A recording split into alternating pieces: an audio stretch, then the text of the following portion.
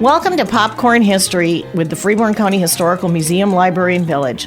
I'm Stephanie Kibler, Executive Director at FCHM, along with Risha Lilienthal, Coordinator of Exhibits and Collections at FCHM, as well as Reggie Bauer, Operations Manager with Power 96. And today we are discussing doctors with drinks.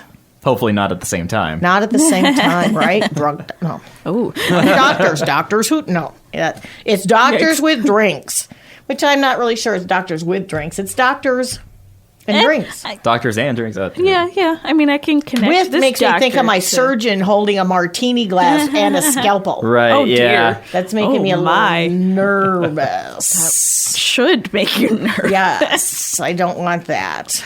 Yeah, we were trying to figure out what to do. So I've had Dr. Elizabeth Stacy in my mind for a while now, because in our new Victorian exhibit that we're putting together, we have a case where we can put clothing in. And a case, by the way, we received from the Northfield Historical Museum, which is, they were gifted it to us. Fantastic case. Very nice case. And I found a brown cotton dress that has these little kind of like white, kind of tannish figures on them. And it was once worn by Dr. Elizabeth Stacy. She died in 1906, but she lived in Freeborn County for most of the second half of the 1800s. And, well, through the rest of her life, pretty much. You know, that dress does not look cotton to me. No, it doesn't. It looks, I want to say, it looks like it's a thicker, richer fabric, the way it hangs. And, yeah, it's beautiful. It is. And see, I've seen it because we have it written that it's cotton, but it's also written that it's also a silk kind of. So it might have both cotton and silk in there. And then it also has some velvet additions to it, like the collar and the cuffs. Yeah, it's got silver buttons and a peplum. Yeah. And what else does it have? It has pockets. It has pockets from the 1800s. Okay. I do understand where you're going with this. Reggie is looking at us a little funny, but for those of you who don't get where we're going, women's clothing often doesn't have pockets, especially decent pockets. And so to go back to the 1800s... Well, and have pockets? Yeah, and so it's like the bodice has this kind of peplum to it, and right above where it kind of goes out, it's got this cute little teeny tiny pocket there. Just like maybe, I don't know, like you could maybe fit like your pointer finger, middle finger, and your thumb like in there. Like I feel like that's all you could maybe get in there. It's where you kept your silver dollar. Yeah. And then underneath that, still on that left side, is a deep, deep pocket in her skirt. So it was really cool. Is that where she kept her martini glass? Oh, my. Oh, no, see, she was very big into the temperance movement, so she would not have been having a drink. She would have been stealing other people's drinks and confiscating them. Right. There. Maybe this should bad be for you. Doctors without drinks. Oh, yeah. But she, in multiple sources that we find her in, she was the only doctor in Freeborn County between 1861 and 1865. So during Civil War time, she was the only doctor for all of Freeborn County. Which is kind of amazing that there was only one doctor, but incredibly amazing that that one doctor was a woman. Right. Yeah. Yeah. Which, like, you know, all the men would have been off at war for, like, the Civil War and the Dakota War. And, yeah. But she passed on December 19th, 1906 from her obituary said it was a protracted illness caused by digestive troubles. So that doesn't sound fun. No. But she married Judge Edwin D. Stacy in Pennsylvania in 1840. She was 23 at the time, and they came to Geneva Village just after they got married. And then they moved to Albert Lea in 1859, and that's where they lived for the remainder of their lives. And there's a lot of really cool little tidbits in her obituary. Again, I'm saying I love the obituary. But she was one of the noble and representative pioneers who gave character to the early history and progress of the county. She was one of the foremost beneficent factors in the development of the social, moral, and material qualities which have given Freeborn its noble rank and repute. And during her life here of half a century, her personality has been known and familiar to all, and all have esteemed and loved her for the good she has done and for her rare qualities of head and heart. I thought that was really sweet. Yeah. But she also, in that obituary, she traversed the journey of life, a cheerful, cheering traveler, and here inside of its 90th milestone, becoming weary, she paused and waited and watched and entered into rest, the rest which maketh glad. That was in that too. So she was known to be very cheerful. I thought that was nice. She became a doctor in Pike, Allegheny. It's a county in New York. As Elizabeth D. Heath was, her maiden name was Heath. And it was kind of an interesting thing I saw about how she became a doctor and she completed her medical studies. She did lectures in Buffalo, New York was how she did her studying. But there's a piece from Our Women Workers by E.R. Hansen that says, so she completed medical studies lectures in Buffalo, New York for the atrocious crime of being a woman. She perfected her studies elsewhere and attained a skill which ensured her an extensive practice. So I guess that Buffalo didn't give her like a license is my guess. I don't know. I'm going to guess it was fairly rare to have female doctors at that time. Yes. Oh, yeah. So that's another point. I mean, I'm guessing even getting a degree through a college to be a doctor was probably difficult. Yeah. In her eulogy, it states, I have heard it said that she was the first woman physician graduated from the University of Michigan, the first regular woman practitioner in the state of Minnesota, and the third in the United States. Wow. Yeah. So she was one of the first women doctors in the United States with a license and legal practice. A pioneer. Yeah. Look at that. Yeah. She, for 25 years as a practicing physician, she went wherever called to relieve pain and to gladden the hearts that were heavy by giving health to the stricken. Over the pathless prairies she drove, often in the nighttime, encountering many dangers in the faithful pursuit of her calling. Very admirable. Yeah, she's a cool lady. She loved to travel, too. She went to, like, Mexico and Europe and Alaska, and, yeah. Interesting. So, I kind of stumbled on something this morning relating to Dr. Stacy. Okay. This was a weird little thing, and I thought, I got to dig a little more. There was a jangle over the starting of horses in the races at the Steele County Fair at Owatonna Friday, and a telegram from the management. Dora K. Stacy drove over there to take charge of the races Saturday, but the hard rainstorm spoiled the day. Dora Stacy is her son. Yeah.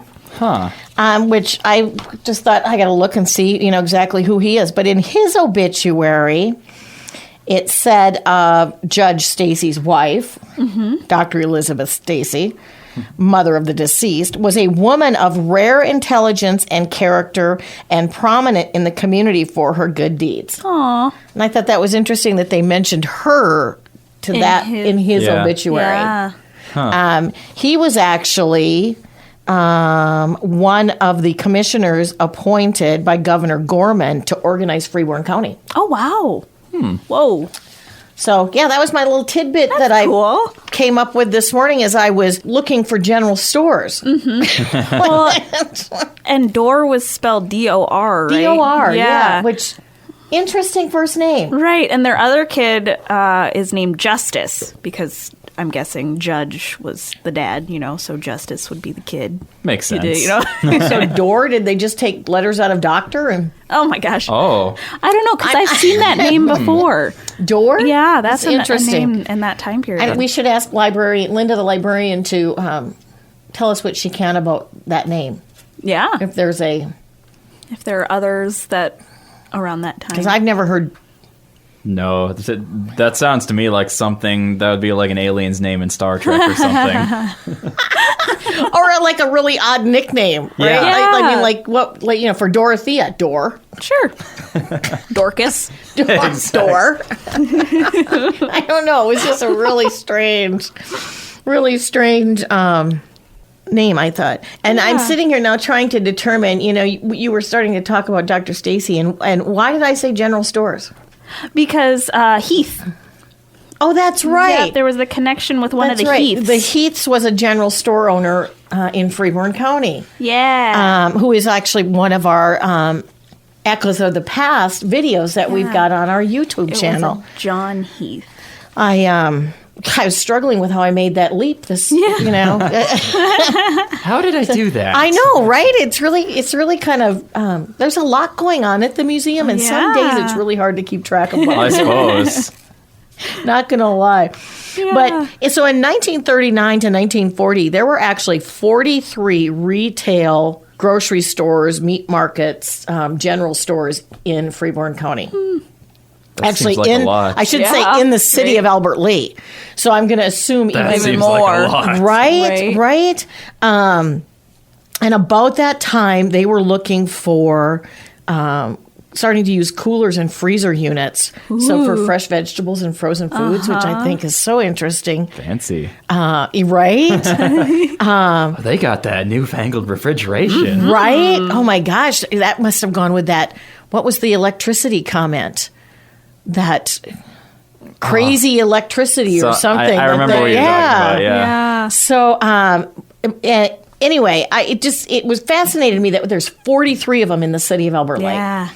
And we have some great photos of some of them. I mean, they're really cool. And one of the reasons I wanted to talk general store a little bit also is because we have completely emptied our general store. Yeah. And it's getting cataloged and painted and new flooring, and then will be put back together and hopefully fresh and ready for our Discover History program this fall. Ooh. I know, right? It's very exciting. So some of the little tidbits here. John's Rood's Food Market at 118 South Broadway had 2 phone lines and delivery service. Wow. Oh, my. Customers phoned in orders and requested delivery. Shoppers visiting the store made their selections and sometimes requested delivery, especially if they were walking home. Okay. And delivery was, I'm assuming, done probably some with horse and wagon. Oh, yeah. Would be probably the most economical, wouldn't Right. it? Yeah. I don't know. I just thought that was really interesting. So then suddenly came this is one of Linda's articles. With the dawn of self-service, shoppers selected the items and placed them in carts or baskets, where before in a general store, the store owner would pull the items for you. That's interesting. Yeah. And now it's self-checkout. I mean, we've kind of gone... Right. That contact with that store owner or store manager is like out the window. For me, I can remember as a kid driving into Albert Lee, and we would shop at Boyd & Jack's grocery store, which purchased Malmer's general store in 1944. And for a while, Boyd & Jack's, after a fire destroyed their building, operated under the grandstand at the Freeborn County Fair. Wow. Oh my gosh. Fun little grocery store tidbit. Yeah.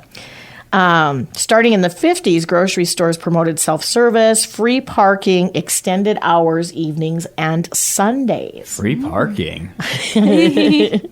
So here in 1907, the Berrigan and Thurston grocery store, which was in the Hewitt building on Broadway, had 2 wagons and teams who delivered customers' purchases.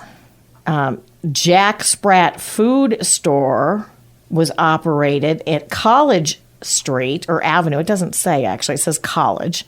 From the 1930s until 1960. Oh, that's a pretty Long-running little store. Several of them started to feature bakery items when they started doing delivery. In 1956, Boyd & Jacks offered Washington State apples at 25 cents for 2 pounds. That was something that was new. Going out into the county, Lerdahl had a general store, a telephone exchange, town hall, harness shop, shoe shop, blacksmith, post office, and a creamery. The general store lots of R's. The general store was struck by lightning and burned to the ground in 1909, which started the, I guess, maybe decline. It's listed as a ghost town now in the museum. Oh, yes. So as some of those buildings then went out, the town became more of a township and not. Right. Yeah.